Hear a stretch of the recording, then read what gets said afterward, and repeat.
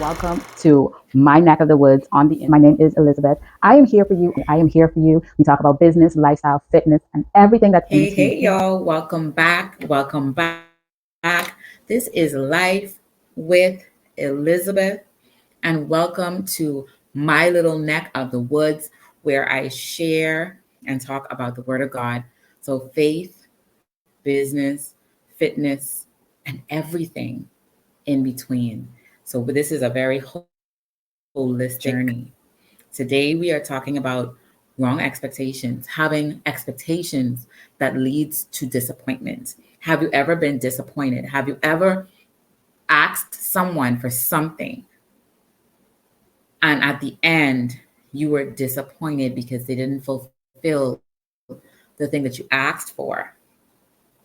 We're having conversations based on the fact that there are so many of us in the body of Christ that actually feels as if we are not blessed. And based on one of our conversations in our past video, talking about being blessed and some things that can cause us to feel like we're not blessed, we're just talking about those things that can possibly cause you and I to feel as if we are not blessed. I don't know if you've ever had situations or a time where things are happening around you, you feel frustrated, things are not happening in a timely manner, and you feel disappointed. You feel defeated, you feel deflated, and you feel hurt. I don't know where you're from. I don't know where you grew up. I don't know what you were taught. But many times, or sometime, we are taught not to pay attention to our feelings. So sometimes when we get disappointed, our clap back or the way that we respond to hurt, to disappointment, is to build up a wall, right? So it becomes a fear of disappointment. So it becomes something that you try to stay away from. Anything that looks remotely similar to this thing that's going to disappoint you, this thing that's going to hurt you, this thing that's going to keep you from feeling fulfilled or feeling gratified or feeling happiness or feeling joy, you're going to stay away from it. How about those relationships? Not going into a committed relationship because you are so afraid of being disappointed. Your dad disappointed you, your mom disappointed you, your aunts and uncles disappointed you, your teachers failed you. So now to avoid disappointment, to avoid rejection, to avoid hurt, you steer far away from relationships, commitments. You find it hard to connect. You find it hard to show emotions because for so long, disappointment has caused you to create this wall, to remain in a shell, to tuck yourself away like a turtle. Is that you today? Have you been experiencing, people telling you things like this? Like, what's wrong? Why don't you connect? Why don't you talk to me? Why are you so disconnected? These things come from years and years of feeling disappointed, feeling possibly words in your mind, thoughts that are in your head of you being a failure. All of these things create these little systems that we live out. Disappointment stops people from fulfilling this purpose, from fulfilling your vision. I'm not saying that you won't be successful or you can't be successful, but the specific areas where you're being attacked is the area where God obviously has you to go. The enemy won't fight against something that doesn't matter. If you see, one of the things that I've learned is like when I see that there's the biggest struggle, like there is real resistance against something, the specific area with people, with things that I have to do, I know that's the area I'm supposed to be going in. Like the battle is so strong. Sometimes it comes mentally, sometimes it's physically, emotionally. It could be depleting. It can make you think that you're a failure because things are not working out right. Disappointment is crushing to your spirit. It is crushing to your mental faculties. Disappointment can develop into fear. That's what we're talking about. It develops into fear. And where there is fear, we know that God isn't there. God has not given us a spirit of fear. He's given us a spirit of power, a spirit of love, and a spirit of a strong mind. So having the ability to overcome these things that look like distractions, these things that look like disappointment, these things that look painful. Fear of rejection, fear of disappointment, fear of hearing no, fear of having a door closed in front of you, fear of people turning away from you, fear of loving, fear of connecting. If there were expectations at any point in your life and you've been disappointed time and time again, the enemy places these roadblocks, fear, to hinder you so that you're not able to complete the task that God has for you. There are strongholds generationally, emotionally, spiritually, so many things that can deter us, that distracts us, and that keeps us from the thing that God has for us. The story of Joseph. If you've ever heard the story of Joseph, you know this guy had to be somebody that was very resilient. He was very strong. He's been hurt by his family. Could you imagine how crushing he would have felt knowing that his brothers put him in a pit? His brothers were the ones that rejected him. His brothers were the one that ridiculed him and mocked him. His brothers, his blood, the people that were close to him disappointed him. The people that were close to him hurt him. I don't know if this story is resonating with you. If in any area of your life you've been disappointed at work, with your kids, you've put so much time into business and it's just not, like, it's just not, nothing is happening. You're not seeing the thing. It's like you're doing nothing. That's disappointment. And it causes you to retreat. It causes you to pull back. It causes you to not put effort. It causes you to not be able to connect. It causes you to not be able to love, to believe. When these things, disappointments, when these things don't pan out, the God that we serve, we don't believe in him anymore. Whether we say it or not, we become cynical. We start to deny his works. We start to deny miracles. We start to deny what he is even capable of. Imagine little old us believing the one little thing that we're holding on to. We got disappointed. And we believe the God that created the universe, that has your heart beating without a plug, without you telling it to do so. I mean, how can we think that a God like that will fail us?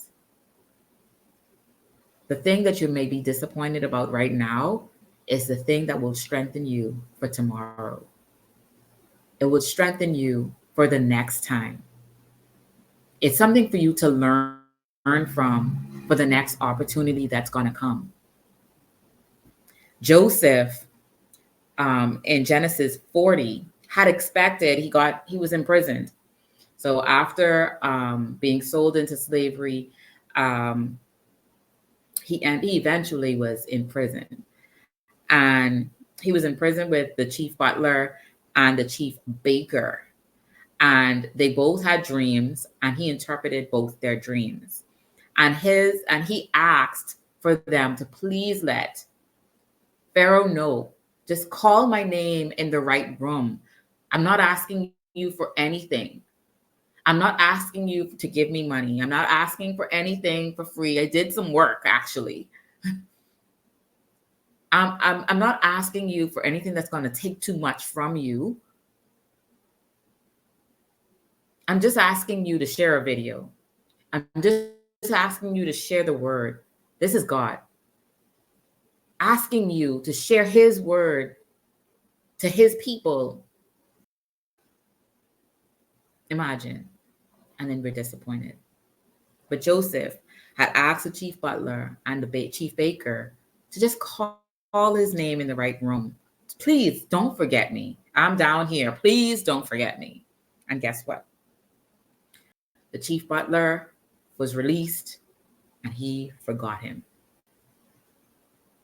But there was someone that didn't. So I'm going to point out these particular scriptures.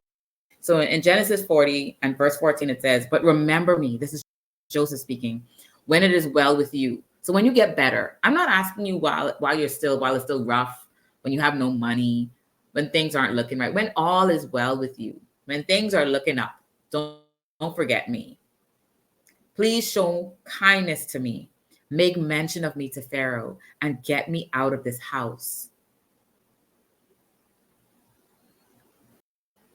But he was forgotten. And so it says, yet the chief butler did not remember Joseph, but forgot him. Could you imagine? Could you imagine? And I'm sure we do it all the time, right? Somebody helped us and it was like nothing. Don't turn back and say thanks. Don't show any appreciation. Nothing. Then it says in Genesis 41, it says, then it came to pass at the end of 2 full years. Could you imagine being in prison for something you didn't do in the first place? And now you're asking the person who you helped to help you when they're better, when their life is better, and they forgot you. And he spent 2 years. 2 years. He should be bitter. He should be angry. He should be frustrated. He should be disappointed. And he should never put his time or effort in anyone else ever again. No. It came to pass at the end of 2 full years that Pharaoh had a dream, and behold, he stood by the river. Suddenly there came up out of the river 7 cows, and it just talks about the dream. So Pharaoh awoke. He slept and dreamed a second time, and suddenly he goes into the next dream and explains that dream. So Pharaoh awoke, and indeed it was a dream. Now it came to pass in the morning that his spirit was troubled. He was frustrated. He was trying to figure out, what is this dream all about? Like, I don't understand this. And he sent and called for all the magicians of Egypt and its wise men. And Pharaoh told them his dream, but none of them could interpret it. So it's the right time and the right season. Then the chief butler spoke to Pharaoh. Remember, the chief baker and the chief butler were both in prison. They both had a dream, and one of them forgot Joseph. And I think I said butler before, but I meant baker. So the chief butler remembered Joseph. And in verse 41, chapter 41, verse 9, it says, the chief butler spoke to Pharaoh, saying, I remember my faults this day, when Pharaoh was angry with his servants and put me into custody in the house of the captain of the guard. Both me and the chief baker, we each had a dream. And he explained to him how they both had this dream. Now there was a young Hebrew man, this guy, Joseph, a Hebrew man with us there, a servant of the captain of the guard. And we told him our dreams, and he interpreted it. To each man, he interpreted according to his own dream. He restored me to my office and he hanged him. So, nonetheless, um, the chief butler remembered Joseph, told Pharaoh about the dream that both him and the butler had, him and the baker had. He ended up being hung, but Pharaoh sent for Joseph, and they brought him quickly because Pharaoh was frustrated. He wanted to know this. He wanted to know what his dream was all about. But either way, my point is being disappointed. Joseph was disappointed, or should have been disappointed after being forgotten. He was forgotten. He was placed in prison for 2 years. 2 years that he should never have been there in the first place. That would be the first disappointment. The second disappointment is helping someone and then they forgot you. That they completely forgot you. You didn't matter to them anymore. It was as if you didn't matter to them anymore. What does disappointment look like to you? Who's hurt you? Who's made you feel frustrated, angry, hurt, rejected? Pay attention to some of your feelings. Your feelings are valid. Your feelings are valid, but if they're not communicated, it's almost useless. How does one know that they hurt you? How does one know why they hurt you? How does one know the thing that really broke the camel's back? Communicate it properly. So one, when we have dreams, do we know our own interpretation? So sometimes we get disappointed because we have dreams, we have visions that we don't fully understand, or sometimes we interpret on our own. I know that there were many times I had dreams and I was certain, I knew the answer, like, yep, God said this is going to happen. But what I learned was not every time I have a dream, that's a dream from God. Sometimes it's subconscious. Sometimes it's my thoughts. Sometimes it's things that people said to me during the day or a few days ago or however long ago. And sometimes it is the enemy. But how do you know when you have a dream and you have a vision that it's from God? You ask. Simple enough. You ask. 2, when there's prophecy, but you didn't get an understanding. People can prophesy into your life. They can give you a word. They can give you faith boosters. They can say things that make you feel good. But did you understand what was said? Did you understand what God said? Prophecies can come time and time again. But if you're not going in the right direction and you're not doing the right things, it will take so much longer and it will be so much harder to see those things fulfilled. And during that time, people get disappointed. You get disappointed. You start to feel as if you're a failure. And 3, how do you know times and seasons? Knowing your times and season, knowing when you need to move from when you need to be still, knowing when you need to ask, knowing when you need to connect to the right people, to your pastor, to your mentor, whoever, knowing when it is rough, like when it's too hard and you need help. We're talking about having expectations that lead to disappointment, having an expectation that led to a disappointment. How do we learn from these things that we're not sure about? Our dreams, prophecies, and times and seasons. How do we know? We must ask. We need to ask God, ask those ahead of us. I don't know if you've ever been around older people, like elders, and Like all of a sudden, they can just tell you it's going to rain today. They didn't hear the news. They didn't hear the forecast or nothing like that. Like they just knew. They just know that it's going to rain. Then a certain time of the day, they just know it's lunchtime. They just know.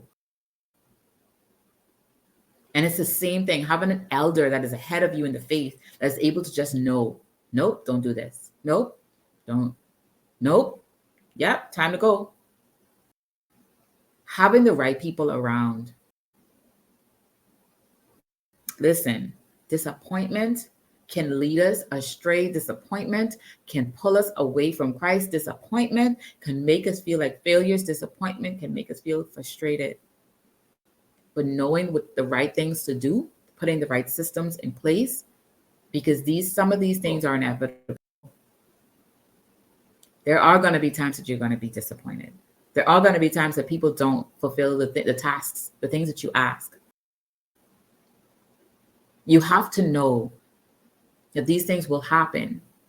Don't walk and live your life with the expectation or guarding yourself so much that you will always be disappointed, that no one will fulfill the things that you want,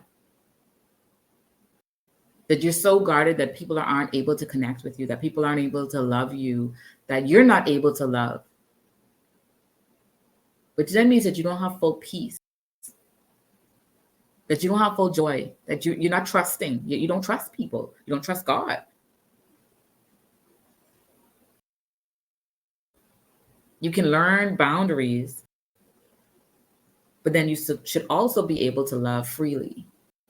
And disappointment causes us not to be able to love freely, to move freely, to obey freely, to be guided freely.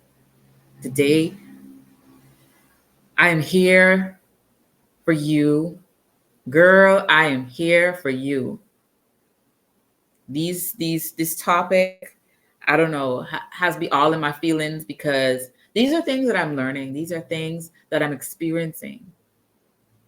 These are things that I want to overcome. I want you to overcome.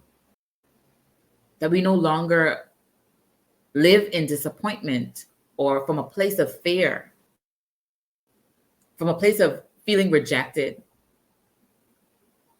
from a place of believing that we're going to always hear no's, from a place where we can't trust, where we can't love. That's not life. That's not how God wants us to live. Today, understand that there are times that you're going to be disappointed. You're going to have to learn the people that you're investing your time in. You're going to have to learn and know if this is the person that you can trust. If this is the person that you can open up to. Yes, maybe you've shared some things with people and they abused that trust. I'm sorry. I apologize on behalf of the church that they hurt you. I apologize on behalf of Christians that we wronged you. But today, I want you to accept this community, accept Christ, accept the faith that there is love, that there is joy, that there is acceptance, and not everyone will disappoint you. All right? One of the stories that really, really stood out to me was a story about Mary Kay and Chick-fil-A. I was just reading a book by John Maxwell. And both stories were stories of disappointment, losing loved ones. Did God fail them? They went through years feeling hurt, being disappointed, or feeling disappointed, but then success came. They learned from the areas where they made mistakes. They learned from the things that they felt like they did wrong, and they became successful. Today, I want that to be you. learn from the mistakes, learn from that disappointment, learn from that rejection, and get back up. Come on, girl, let's go. You can't stay down. You can't stay down. You can't keep that wall up. No, no, you can't. So, I'm going to give you 3 tools on how to respond to disappointment and failure. So, 1, be teachable. 2, disappointment is not personal. 3, make each disappointment a step in the right direction. I'm going to say that again. Be teachable. Disappointment is not personal. And 3, make each disappointment a step in the right Subscribe to my channel direction. so you're notified every time a video has been uploaded. Follow me on YouTube, Instagram, Facebook, and I am on TikTok. Also, do remember to leave a comment. Let me know your thoughts on the video that you've been watching. Remember to click the thumbs up for each video that you watch and share it with a friend. I will see you in the comments.